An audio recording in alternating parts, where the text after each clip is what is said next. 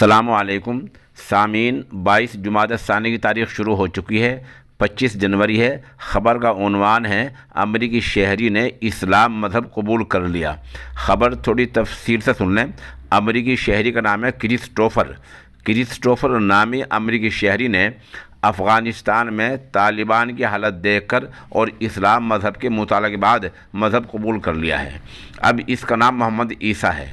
اطلاع کے مطابق امریکی شہری نے کلمہ پڑھا تو اس کی آنکھوں میں آنسو آ گئے اور وہ فرط جذبات میں جھومنے لگا اور کہا کہ اب میں کامیاب ہو گیا۔ اس امریکی شہری نے افغانستان سرکار کے ترجمان ذبیح اللہ مجاہد کے ہاتھوں پر اسلام قبول کیا ہے۔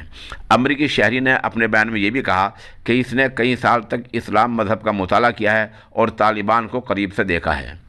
بتا دیں کہ خبر 2-3 دن پہلی ہے، ہم نے اس لیے نہیں دی تفصیل سے کہ ہم یہ دیکھنا چاہ رہے تھے کہ آیا خبر رساں عام ایجنسیاں خبر کو دیتے ہیں یا نہیں دیتی ہیں۔ آج ایجنسیوں پر خبر آ گئی ہے، جو الفاظ ہم نے ابھی بولے ہیں وہ تمام الفاظ ان خبر رساں ایجنسیوں پر بھی ہیں جن کے مالک ہی یہودی ہوتے ہیں۔